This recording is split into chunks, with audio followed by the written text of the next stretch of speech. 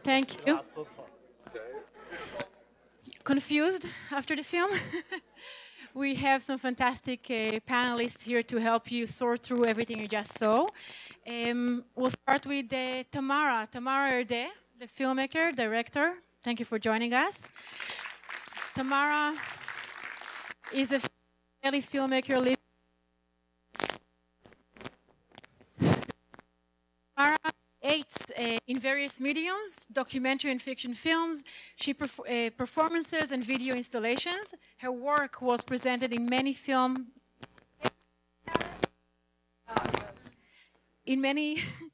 festivals, as well as gallery spaces and theatrical venues. Next to Tamara, we have Karym Barhom. He's a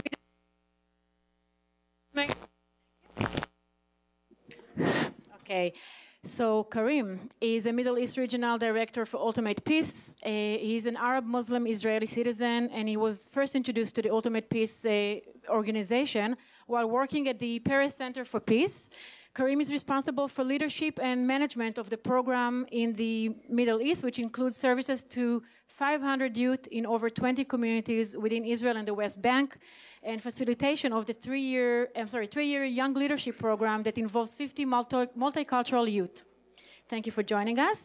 And next to Karym, Mohammad Darawshe, co-executive director of Givat Haviva Institute.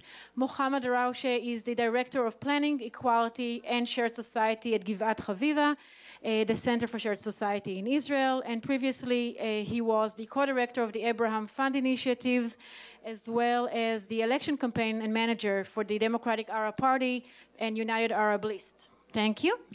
To moderate the conversation, please help me welcome Meg Sullivan. She's the co-founder and director of Project Harmony in Israel, an English immersion summer camp for Arab and Jewish youth in Jerusalem. It's developed in partnership with the Hand in Hand Center for Jewish Arab Education in Israel. Thank you so much. Please. Thank you, everybody, for joining us for this conversation. I'd like to start with Tamara. Could you tell us a little bit about the filmmaking process? How willing were people to share these stories with you? So, so actually, when I decided to make the film, what I began with was trying to find as many as different teachers from different school areas, places, etc. What interested me was everything that is inside the system, meaning every school that has completely outside program.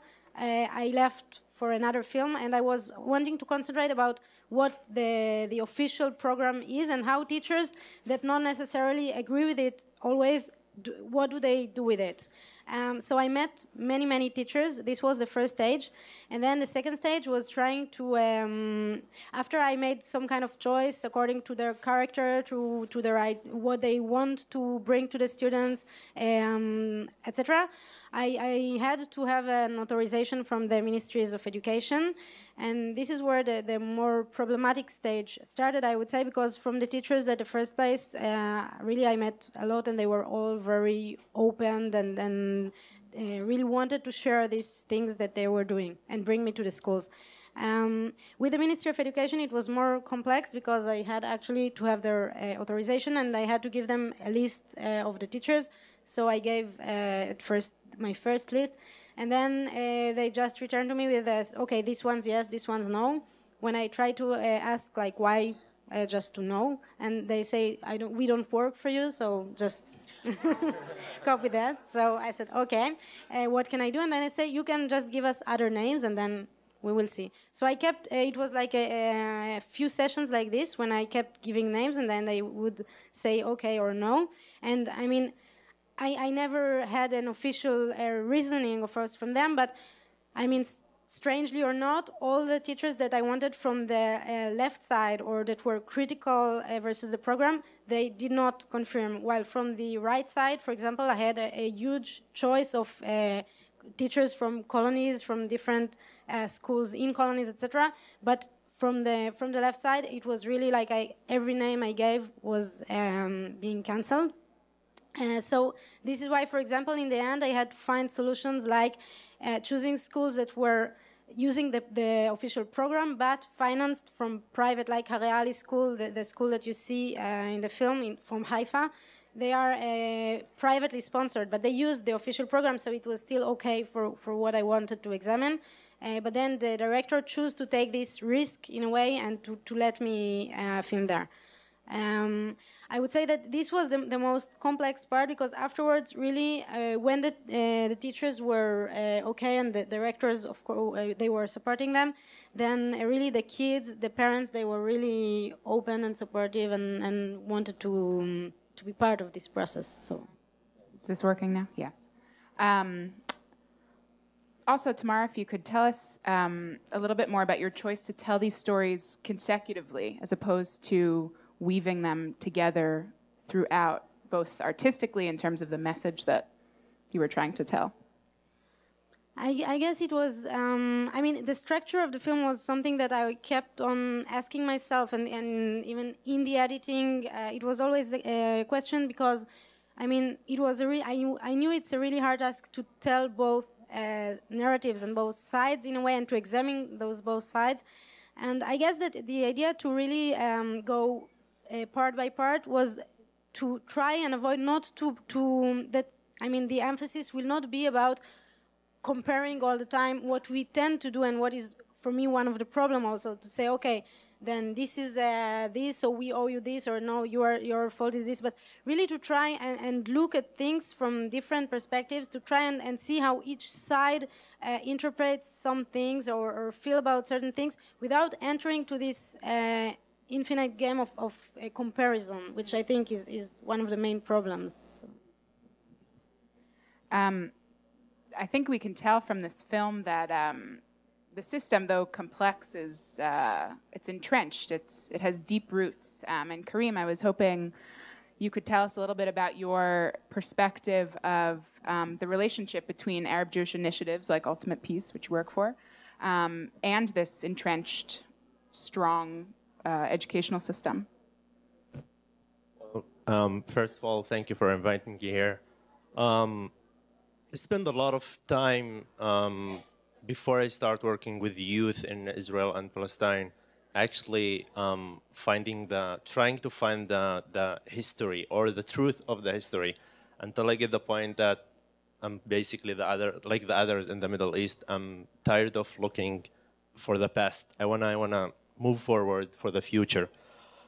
Then I decided to go to Bet Barrel to study a little bit history and education in order to move forward, because I feel like the education system in Israel did not give me enough information, honestly, to know who I am and where I came from, or where I should believe in. So I kind of start to build my own way. And then somehow I get involved in Ultimate Peace, which is, in my opinion, something really, really necessary right now in the Middle East, because we're basically doing stuff that the schools cannot do them in the schools. We are able to bring people like Jewish, Israeli Jewish, Palestinians from Palestine and Arab Israel together for several times during the year, events, for talk, for the CIT program, for the leadership program, and basically to try to work with them about how it's possible actually to be together. We don't have, okay, there are history, of course we respect the history, but it is history, and we want to move forward together, and we basically teaching the kids it's okay to not agree with each other as long as you respect each other. And it's work. It's amazing how the guy in the movie said it's simple, but it's simple when you do stuff in the right way. Thank you. Mohammad, you've spent, seems like the better part of your career working for Shared Society in Israel-Palestine. And my question for you is, what does that look like? What does Shared Society mean in 2015 or 25 or whenever we think it's coming? Well, it's not just about coexistence. Many people think that shared society is teaching education to get rid of stereotypes, or to try to get rid of unlearn history and learn a new history, a new narrative. And usually there are the three areas that we talk about. One area is based on what's called the contact theory, is to get to know each other and get to, what we used to call the hummus coexistence. We all like hummus, we all like peace, we all would put a t-shirt and speak about how wonderful human beings we are. And we do joint dances and art workshops and things like that. That's the industry of coexistence. Now, in the Jewish community, by the way, most Israeli Jews would say, let's have coexistence first, and the reward for the Arabs will be equality. Most Arab citizens would say, let's have equality first, and the reward for the Jews will be coexistence. So the package together is called shared society, where you have equality and coexistence. You work for both of them together at the same time as two parallel tracks at the same time. Now, when you talk about the proper way of education, I love it most. I think the creative in the part of the movie is the title, Teaching Ignorance. We're in the business of unteaching ignorance. We're in the business of how do you, one, work on the contact theory, where you bring people to reduce their negative stereotypes. The second layer is the narrative, the dialogue about narratives, where you hash it and talk about the differences. But that's very dangerous work. It's very dangerous work. If you open the wounds and you're not professional enough in closing the wounds at the end of a workshop, you create more damage than you actually create good, or you maybe educate them about the differences and the different narratives and the different history, and one is more asserting the Nakba. But I've seen in evaluation Jewish kids saying, I hated Arabs, now I know why, after I met them. I hated Jews, now I know why. We know exactly where we differ, and that's bad facilitation, that's bad management of encounters. Today we're emerging into a different stage, I would say third generation of encounters between Jews and Arabs, which focuses on shared interests or mutual interests.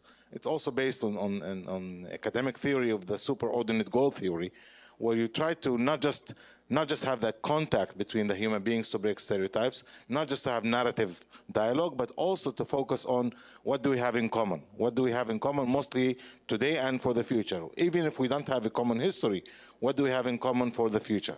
So environmental work comes in, very strong component of shared future. We pair classrooms together to study history together. We bring Jewish classroom with an Arab classroom to study the history together. Bilingualism, the language for Arabs to speak Hebrew, for Jews to speak Arabic. It's, language tells the story of a culture. So if you are able to master the language of the other, it becomes very, very good. Today we've even emerged beyond that, because the numbers game works against us. We work with until about a couple of years ago at Givat Haviva, we used to work with about 5,000 kids every year. And that's not enough, not sufficient to make impact, And about 182 organizations active in this field throughout Israel hardly touch 5% of society. So we're looking at programs that can get maybe a lighter message, but at the same time have more significant impact. So one project I started a few years ago is called Ya Salam, which takes Arab teachers to teach Jewish kids spoken Arabic. And the amazing thing is it doesn't just reduce stereotypes. It doesn't just give them language acquisition. It helps to reduce stereotypes dramatically. Last year we started the flip side of it, which is a program called the Ye Beseder, which means in Hebrew it'll be okay. And what it does, it takes Jewish teachers to teach spoken Hebrew in Arab schools. And again, it's not just about language acquisition. It's not just a life skill to get by. It's a way to get to know the Jewish teacher in front of you. And what does he think? What does he represent? One, it humanizes him. Second, he's providing you a skill, so it creates some kind of interdependency between the two sides. And third, it provides the ability to check your narratives with his narrative. There's a dialogue, ongoing dialogue, which lasts for years. One-time encounters doesn't work. It simply doesn't work. It's nice, but you feel after 2-3 days, after you hear the news, you were kidnapped by some aliens, they brainwashed you for 2-3 days, and then you're back to reality. And that's why it has to be sustainable, consistent work with kids. The best is if we can have integrated school systems, but I think that society today is way far from accepting that, maybe beyond hand in hand or beyond Neve Shalom. Maybe we can double or triple this number of schools, but that leaves us with 6,000 schools that we need. And the easiest way is to exchange teachers from both sides to try to reduce some of the stereotypes and build the new narratives. My last question is for Tamara before opening up to Q&A. And Mohammad touched on it. I'm wondering if you considered other titles for the film and how you arrived at teaching ignorance. So basically, teaching ignorance was something I thought of when I started researching and when I started meeting with the teachers, and also like reading the programs and trying to get deep into it. Because, I mean, what really struck me was that, okay, there are some, of course, problematic things that we teach about the facts, some hidden things, some things that we don't discuss. But for me, the main thing, the main problem was really the ignorance, because the idea of the programs was really to not portray in any way the other side, so that we won't even talk about like war or problems. We will just not consider that there is something in this other side, that you will have no face, that you will have no identity, that it will be something really vague that is called the enemy in a way, but that really is not there. And I think that this goes very deep, because this is one, I mean, today, even if we consider, we say, okay, the government is problematic, the programs are problematic, but why do the kids, I mean, we have internet, we have, I mean, both nations, they really live side by side. How come that they don't know all these things? And I think that the problem is that this way of teaching, this method of ignorance, is that the kids don't even want to ask or don't even think about asking those questions. So it's really, and for me, this is the problem, much more than if we will teach this fact or another fact, or it's really about the way of, I mean, teaching them to think, to doubt, and we do the opposite. So I think, I mean, I wanted to put the emphasis on that. And with that, I think we'll open it up for Q&A.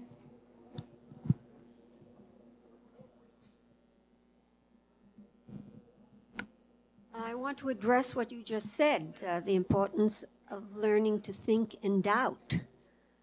But that came across in one of the segments that you had when the Israeli students went to Auschwitz, and they were standing there, and one of the teachers was saying that you have to learn to question, to doubt, and that is how you gain an understanding of morality. So I don't think you should leave the impression that that was completely absent from the movie, at least in terms of that one example. But I think we should also discuss, I don't want to give my impression at the moment, the different teachings in the 4 or 5 segments. I have my view, but I don't want to impose it on the audience yet. As I said, I think we should discuss how the teaching is in each of these segments. You'd like to hear from the panelists there. From the audience. We have some amazing panelists here. Let's hear from them a little bit as well. And we can come always up in the continue conversation, I'm sure.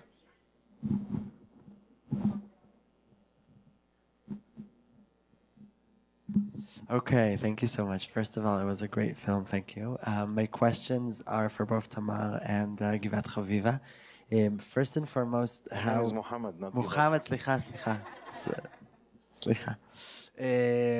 Tamar, broadcasting in Israel, that question of how do you think that the educational ministry today will perceive it, as well as other children and teenagers, and maybe enter classes actually and show it, you know, in a way that could be also in an informal way. Did you think about that?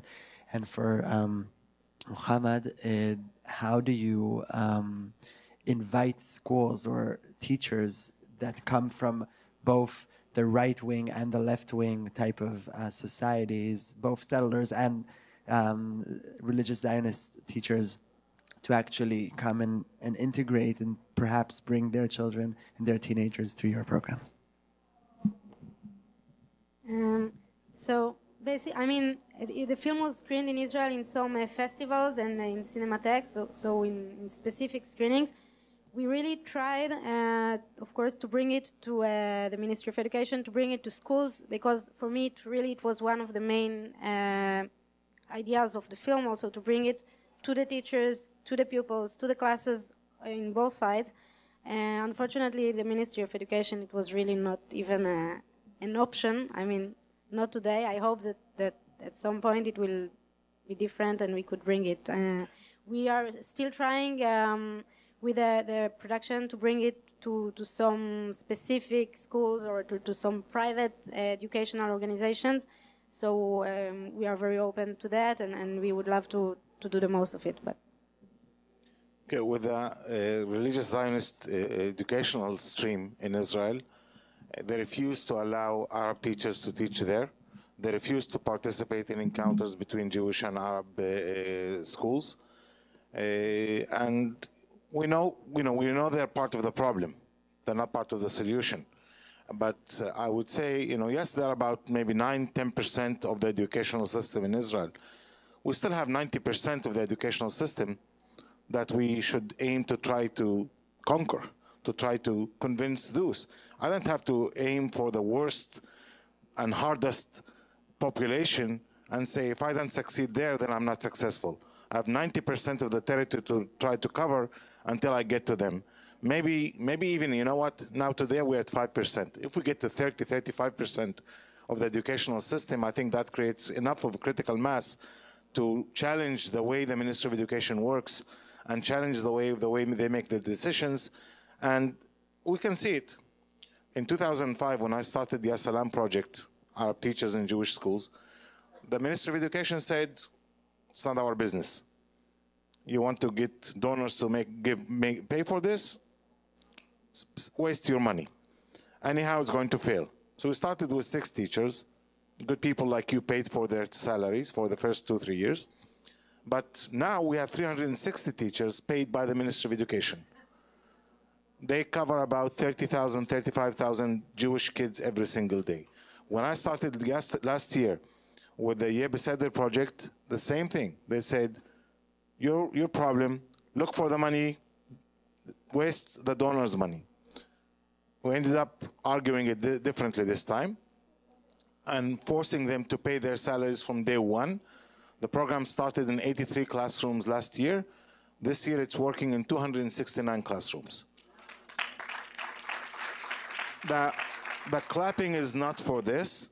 The clapping is for those 23 teachers working in 23 Arab schools that are going there today. In the middle of this month, none of them dropped out. None of them dropped out. All of them I don't know who's that. That's someone from... All of those teachers are the real, I would say, soldiers for shared society. It's not us, the organizations. They are the ones that are going there, facing the reality, and changing the reality. It's not just facing it, but changing reality. They work kid by kid, class by class, school by school. That's where change is happening. Okay, I have a question. It's not about teaching the Nakba or teaching 1948. Let's say you go with a curriculum, but you move past that quickly and you say, okay, this is what happened. Here we are now, 2015, 2016. How do we get past this? How do Palestinians say, yes, this happened. It seems unlikely we're going to get the right of return. Let's move on from there. And how do we get Jews to say, stop saying they did it? How do we move on from where we were to where we want to go? Who are you addressing? I can. First of all, I think the education is the key here. And we're talking about transfer for the next 10 or 15 years. Something should start from the education system. And Mohammad's system, it's unbelievable. It's the first time we live in the same country, actually, and this is the first time I hear about it. It's just amazing. Well, it's it should start like in our program. In our program, we just start to talk with the kids about the situation, about what's going on, and what next. Who's gonna give up, and who's gonna say, okay, we kind of have solution, and we wanna move forward. But I think I think it's the matter of time first, and second of all, we cannot start. I mean, we're doing it right now, but the main thing which is bothering us right now is the situation in the Middle East. We just start to talk about conflict and try to solve all of this violence between the both nations. And right now, I guess I'm assuming all of you know what's going on in the Middle East. It's like it doesn't make sense of. It sometimes makes sense, and sometimes no, because honestly, most of the people are tired of in Israel and Palestine. Like, I'll add something. You know, in the film I saw where the Israeli Jewish teacher was teaching in the classroom, they had a sign above the board. It said, "Whoever controls the present controls the past, and whoever controls the past designs the future." And I think that's what I'm not sure if it's exact translation, but that's the message. Which basically leads me to say it's not only just about education. I believe in education because that's where I get my daily reward. You know, I get a couple of hundreds, 400 kids better every week. That doesn't solve the problem. I get 20,000 kids that go through our programs every year. It's huge. It's half of the industry in the whole of Israel, industry of shared society. It doesn't do the work. It's not enough. Without the proper political framework that writes the future, that designs the curriculum for the next generations, that imposes it on the educational system. So it's not just the business of NGOs, but it becomes the business of government. Without that, we will continue to teach ignorance, and teaching it will be just him and myself and maybe an additional 100 people. We need to institutionalize this, and that can only happen when we resolve the Israeli-Palestinian conflict and start teaching a third narrative. Look at South Africa. Look at Northern Ireland. As long as the political conflict continues, it's only few initiatives here and there.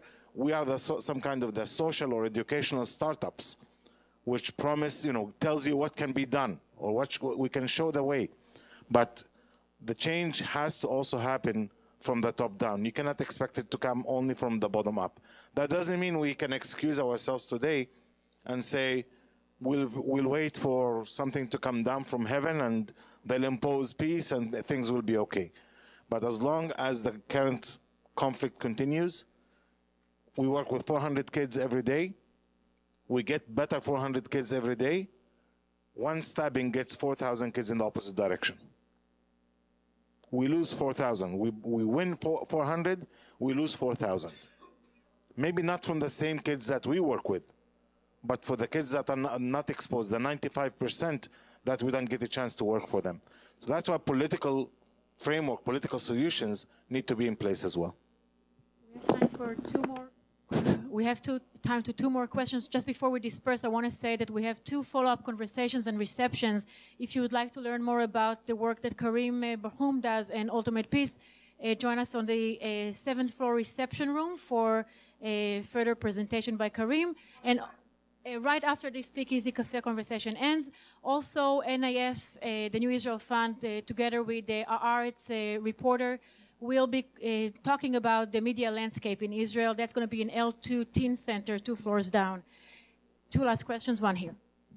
Hi, so this is a little bit of a different question, mostly for Tamara, but maybe you can all comment on it. I noticed in the film that there's sort of a disproportional focus on boys and boys' schools.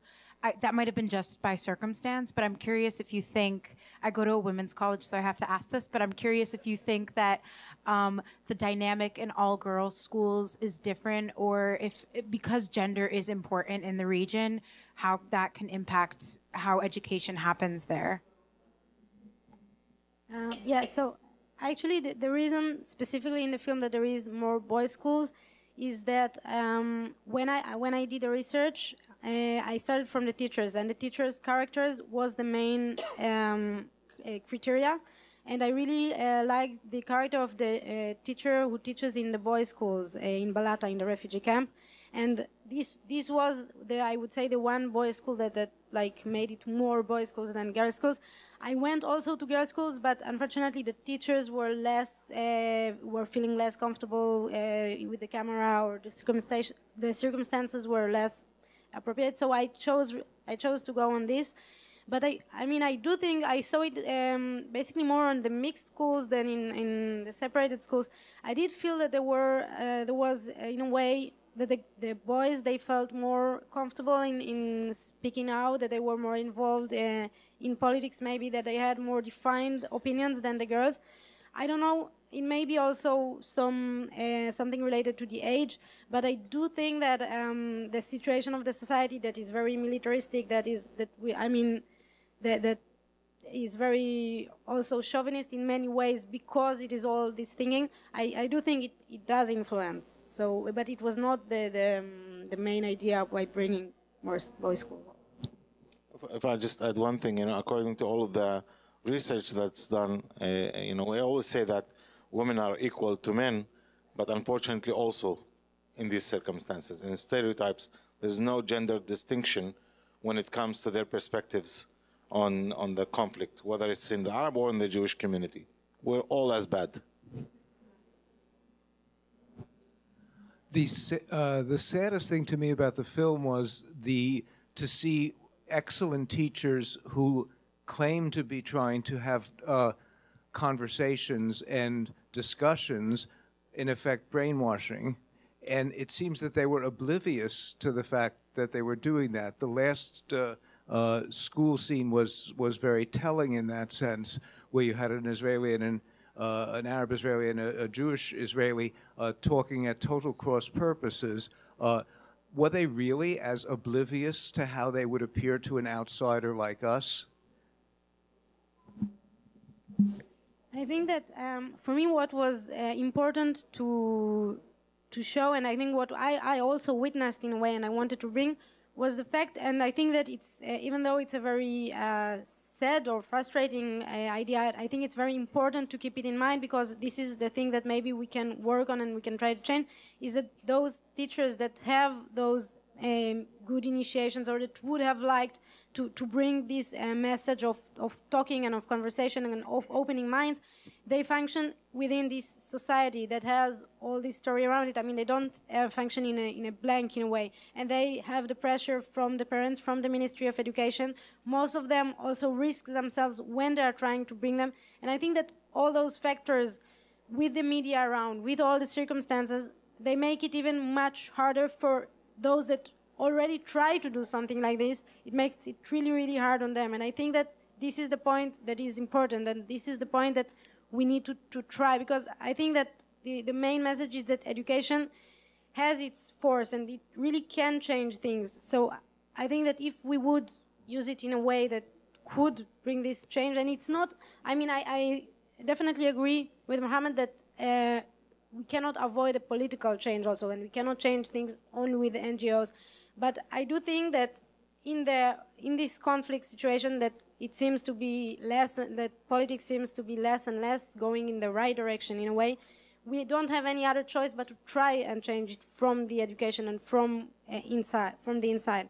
So I think that the only way is to still support those teachers, and even if they are sometimes wrong, and even if they are humans, and they have all those those pressures, we need to encourage this. And I think that a student, even if he gets out confused from some things, or even if he gets out not really knowing anymore where is the truth, it's much better than a student that just get out convinced that he knows everything and he's on the right way while he's ignoring all the rest. So, Mohammad, did you want to add something?